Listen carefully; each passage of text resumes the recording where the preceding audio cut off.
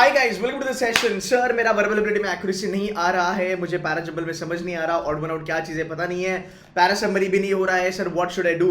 बहुत सारे बच्चों का ना यार ये हर साल प्रॉब्लम होता है कि verbal ability is such a game changer, but हमारा ना वर्बल एबिलिटी में एक्यूरेसी ना सही नहीं आ पाता and there is a problem. मेरे ख्याल से अगर आप वो थोड़ा सा देख लोगे तो आपका वर्बल एबिलिटी बहुत ज्यादा अच्छा होगा। इस वीडियो में हम बात करेंगे वर्बल एबिलिटी को इंप्रूव कैसे करते हैं, इसकी इंपॉर्टेंस क्या है। तो अगर मैं बात करूं वर्बल एबिलिटी के बारे में, मैं ऑलवेज कहता हूं it's a game changer and Indeed it is a game changer. यार जितने भी engineers in the house, right, जो भी इंजीनियर्स है या फिर जिन बच्चों को लगता है कि यार हमारा ना वर्बल एज अ सेक्शन बहुत ज्यादा प्रॉब्लमेटिक है, हमारा स्कोर्स यहाँ पे बन नहीं रहा है, तो यार आपको वर्बल थोड़ा सुधारना बहुत ज्यादा जरूरी है। देखो आप दो चीजें पकड़ सकते हो, एक तो आप जो अपना वर्बल का जो स्कोर है वो आप 95 परसेंटाइल प्लस प्लस लेने की कोशिश करो, या फिर इतना तो आप स्कोर करो कि आपका एक कट ऑफ का बैरियर निकल जाएगा which is nothing but 85 percentile plus plus. ये तो आना बनता ही बनता है। I'll give you one example. Animesh Jain जो हमारा एक स्टूडेंट था last year, he scored 99.79 percentile overall in CAT 2021. He is currently in IIM Calcutta. मैं इसको आपका ना इसका मैं एक ब्रेकअप बता देता हूँ। जब मैं DLR के बारे में बात करूँ, DLR में he was 99.94, कोर्स में he was 99.80. In verbal ability reading comprehension he was 88 percentile. He played very smart. Being an engineer उसको लगा कि सर मेरा वर्बल पहले से ठुका हुआ है, मैं ज्यादा वर्बल में नहीं खींच सकता हूँ बिकॉज वो एक कंफर्ट जोन है नहीं। जितने भी सेशंस उसने करे थे हमारे साथ, it has actually helped him to kind of get that 85-88 percentile का बेंचमार्क। सो 88 की बदौलत अगर आप देखोगे उसने दो सेक्शन में फोड़ा, एक सेक्शन उसने वीक रखा, फिर भी उसका 99.79 पहुंच गया। So this is what you need to understand. और इसमें सबसे बड़ा जो इंपॉर्टेंट रोल था वो प्ले करा था उसके लिए वर्बल एबिलिटी इटसेल्फ। बिकॉज यार वर्बल एबिलिटी का ना फंडा बहुत सिंपल है गाइस। देखो सिंपल सी बात है यार, अगर तुम्हारा 8 क्वेश्चन बन जाता है ना वर्बल एबिलिटी में, तुम्हारा डॉट 80 परसेंटाइल कहीं नहीं गया। हाँ, आपका 8 क्वेश्चन अगर बन जाता है तो तुम्हारा 80 परसेंटाइल कहीं नहीं गया, ये बहुत बहुत अच्छी चीज है। तो आपको इसके ऊपर ना बहुत ज्यादा काम करना जरूरी है। इसका थोड़ा बाइफर्केशन करते हैं। देखो तुम्हारा जो पैराजंबल होगा वो राउंड अबाउट 3 क्वेश्चन का पैराजंबल आएगा, तुम्हारे 3 ऑड वन आउट या फिर तुम्हारे 3 पैरा समरी आ सकते हैं, या फिर 2 ऑड वन आउट या फिर तुम्हारे 2 पैरा समरी आ सकते हैं। अब अगर आप यहां पे देखोगे आउट ऑफ दिस 8 क्वेश्चंस, तुम्हारे जो 6 क्वेश्चन होते हैं odd one out and parajumble, they are TITA. TITA का मतलब होता है टाइप इन द आंसर, इसका कोई ऑप्शन वगैरह नहीं होता है, आपको इसको सॉल्व करना है। प्लस अगर आपका आंसर सही आया तो आपको 100% मार्क्स मिलेंगे। अगर आपका आंसर गलत गया तो इसमें कोई भी नेगेटिव मार्किंग नहीं है, 0 नेगेटिव मार्किंग, मतलब आपका कोई मार्क्स नहीं कटने वाला है। तो मुझे लगता है यार ये बहुत बेस्ट चीज है। जिन बच्चों का वर्बल अच्छा नहीं है, आप एक अच्छा स्कोर कर सकते हो आराम से। इसमें मैं आपको बताऊंगा कि आपको क्या क्या चीजें अवॉइड करनी है और आपको इसमें स्कोर कैसे करना है, राइट। और ऐसे नहीं होता कि खाली engineers are not doing good as far as the verbal is concerned. यार मैंने देखे जो इंजीनियर्स हैं वो भी अच्छा कर लेते हैं। हमारी जो स्टूडेंट थी ST has always been scoring 99.50 plus plus in verbal. अगर मैं बात करूं, ST is in IIM Calcutta by the way.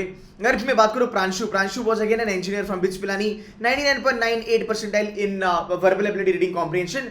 And there are students those who are commerce students but not doing that great in verbal. Again अगर मैं बात करूं, एक chartered accountant हमारा स्टूडेंट था आनंद got into IIM Ahmedabad with 99.95%, no 95 percentile only. हाँ, 95 percentile only. He was all India rank 12 in chartered accountancy. उसका यार वर्बल ना बहुत ज्यादा वीक था। I think scored only 80 percentile in verbal. उसने DLR और कॉर्स में फोड़ा और यार उसका IIM Ahmedabad हो गया। सो यार आपको एक बेसिक कट ऑफ लाना बहुत जरूरी है, वर्बल को आप इग्नोर कर ही नहीं सकते। This is the most important section in your CAT examination. तुम्हारे पास 4 महीने हैं, 4 महीने में आप इसको इंप्रूव कर सकते हो। और ना प्रॉब्लम क्या होती है ना यार कि ये इतना टेक्निकल नहीं है। भाई जैसे तुम्हारे मैथ्स में DLR में फॉर्मूलाज है, राइट, कंसेप्ट है, थ्योरम्स है, उसको आप लर्न करके अप्लाई कर सकते हो, प्रैक्टिस कर सकते हो। यहाँ पे पंगे ये होते हैं ना कि यार ये लैंग्वेज होने की वजह से यहाँ पे तुम कितना खींचोगे, बट आप इसमें अच्छा खासा काम कर सकते हो अगर आप थोड़ी बहुत चीजें फॉलो करोगे तो। मैं आपको कुछ पॉइंटर्स बताऊंगा, कुछ आपको शॉर्टकट्स बताऊंगा, that will help you lot to kind of improve your verbal ability. Basically बात करते हैं वर्बल एबिलिटी में क्या आता है। पैराजंबल आता है पहली बात, then you have odd one out, then you have para summary, the most important thing for your CAT examination and for other exams also. इसको आपको करना ही करना है, there is no doubt about it.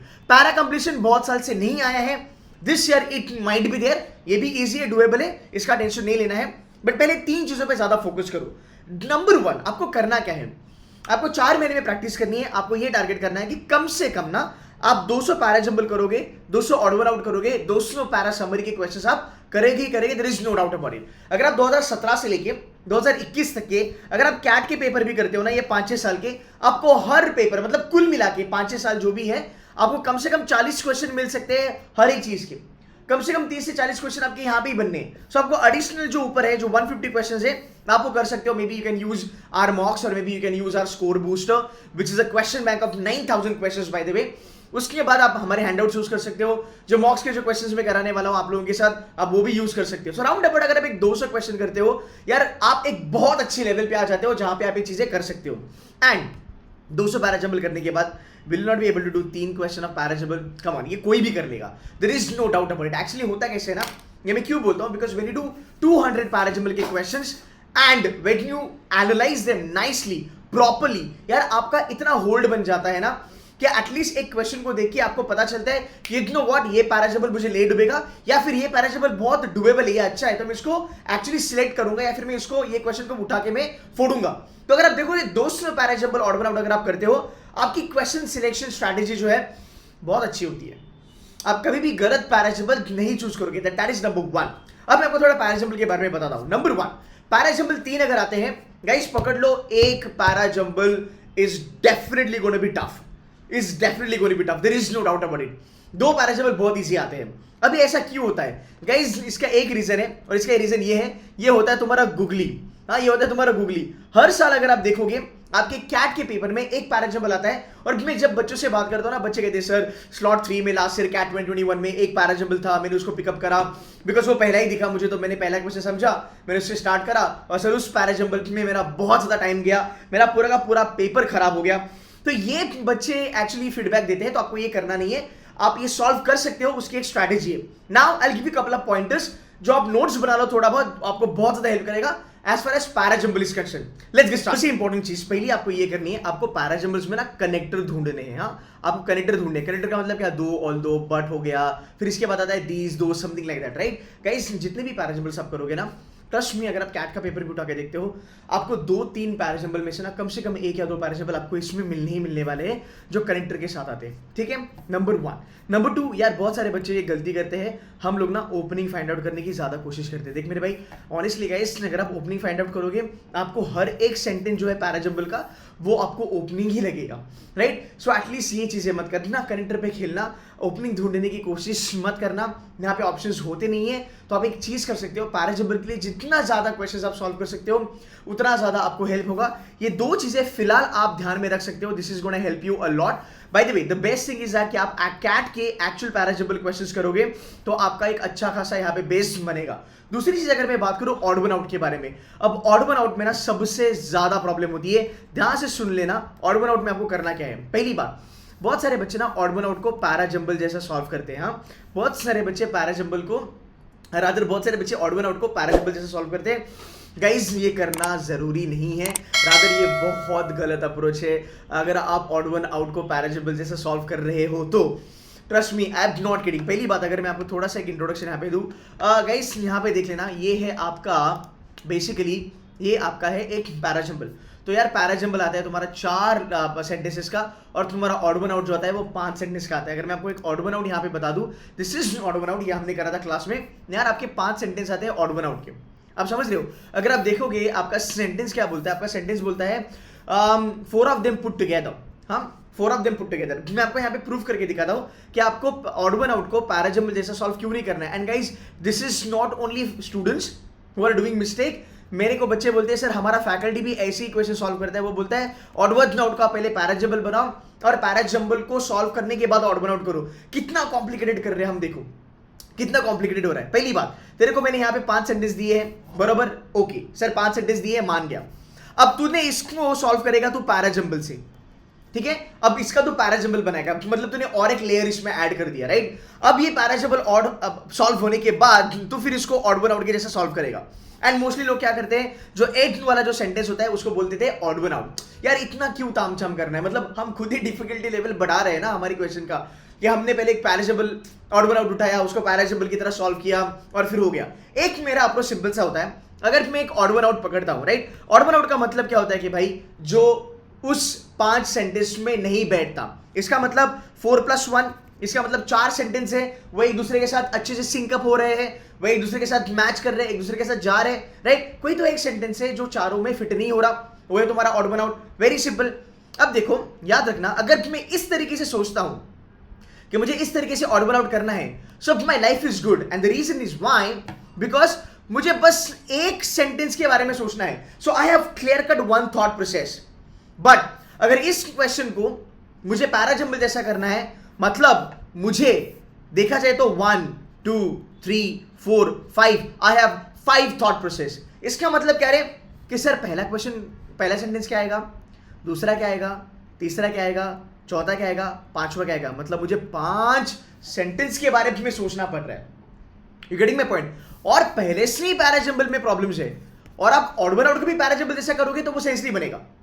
दूसरी बात, ऑड वन आउट का मतलब होता है आपको ऑर्डर में तो लाना है। यहां पे इन्होंने कहा है कि भाई आपको 4 सेंटेंसेस को ऑर्डर में रखना है जो एक मीनिंगफुल और एक कोहेरेंट पैराग्राफ बनाता है। यहां पे they are not very concerned about chronological order, they are very much concerned about कि यार आप जब 4 सेंटेंसेस को पकड़ते हो आउट ऑफ 5, तब उसको जब मैं मिलाऊंगा तब उससे एक अच्छा मीनिंगफुल पैराग्राफ बनना चाहिए। You getting my point? तो जब मैं उसको मिलाता हूं, उसका मतलब ये नहीं कि मेरा एंड वाला ही सेंटेंस होगा जो ऑड वन आउट होगा। यार पहला भी तो बोला है ना, वो भी पहला सेंटेंस भी तो ऑड वन आउट हो सकता है। ऐसा कोई रीजन नहीं है कि 1 2 3 4 5 अगर मैं पैराजंबल जैसे लगा दूं तो मेरा 5वां सेंटेंस से ऑड वन आउट होगा, 1 भी हो सकता है। तो फिर अगर ये थॉट प्रोसेस है तो यार ऑड वन आउट को पैराजंबल जैसा कर ही नहीं सकते। मतलब हम तो कुछ ना कुछ गलत कर रहे हैं, भयंकर गलत कर रहे हैं। You getting my point? So always remember, you can not solve odd one out like parajumble. That is an absolute wrong methodology, right? ये आपको सीखना बहुत जरूरी है। अब मैं बात करता हूं पैरा समरी के बारे में। बहुत सारे बच्चे कहते हैं सर पैरा समरी बहुत टफ है। कुछ नहीं भाई, बस दिमाग का खेल है। This is the most beautiful thing that you can do. Always remember, जब भी आप पैरा समरी करोगे ना, आपको ना एक्चुअली पैराग्राफ में क्या लिखा है ये ऑप्शन से ही पता चलेगा। Excuse me for this. Option से आपको पता चलेगा। कैसे सर? देख, ये क्या है तेरा, ये तेरा पैराग्राफ है, बराबर। मुझे एक बात बता, समरी किसकी है? समरी तो पैराग्राफ की है। तो एक बात बता, जो इस पैराग्राफ में लिखा है, ये ऑप्शन में जो भी तू समराइज करेगा, जो पैराग्राफ में लिखा है उसका इंपॉर्टेंट पॉइंट ऑप्शन में तो आएगा ही आएगा ना। हाँ सर बराबर है। तो मैं करता हूँ बॉटम्स अप अप्रोच। इसका मतलब जब मैं मेरे ऑप्शंस पढ़ता हूँ बराबर से, मुझे पता चलता है कि ये पैराग्राफ में मोटा मोटी किस चीज़ के बारे में बात करी है। एंड कोई स्टैंड अलोन स्टेटमेंट होगा। सर स्टैंड अलोन स्टेटमेंट का मतलब क्या होता है? स्टैंड अलोन का मतलब होता है बेटा इकलौता सेंटेंस। कोई ऐसा सेंटेंस मुझे यहाँ पे दिखेगा उसमें ना कुछ अलग ही लेवल पे बात करिए। मतलब 4 सेंटेंसेस दिए गए हैं मुझे यहाँ पे, सर पहले में, तीसरे में और चौथे में सर कॉमन चीज़ें दिख रही है बट सेकंड में अलग लेवल पे बात हो रही है।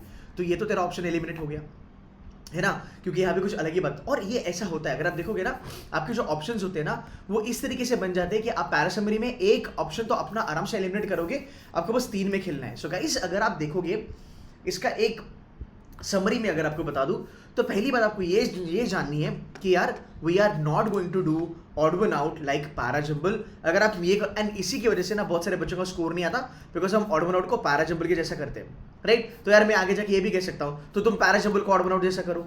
कर सकते हो क्या? कर सकते हो क्या?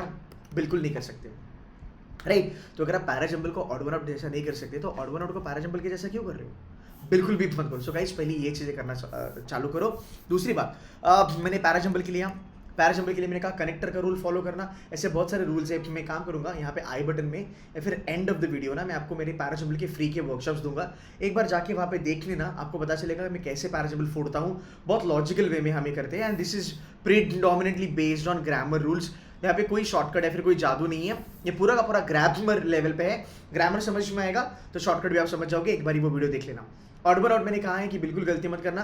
बस आपको ये सोचना है कि 4 क्वेश्चन का एक ग्रुप बनेगा जो एक दूसरे के साथ कनेक्टेड है, और जो एक होगा वो उसके साथ कनेक्टेड नहीं होगा। It's all about thought process, it's all about main idea. अगर आपको ये चीज़ें सीखने में ना तकलीफ होती है, समझ में नहीं आती है, I would invite you to join C2C mentors because मेरे सेशंस ऑलरेडी चालू हो चुके हैं, ये चीज़ें हम कर रहे हैं गाइस। आप ज्वाइन करो, आपको डिफरेंस पक्का दिखेगा। कुछ फ्री के वीडियोस मैं आपको दे दूंगा एक रेफरेंस के लिए, एज अ डेमो सेशन वो ले लेना।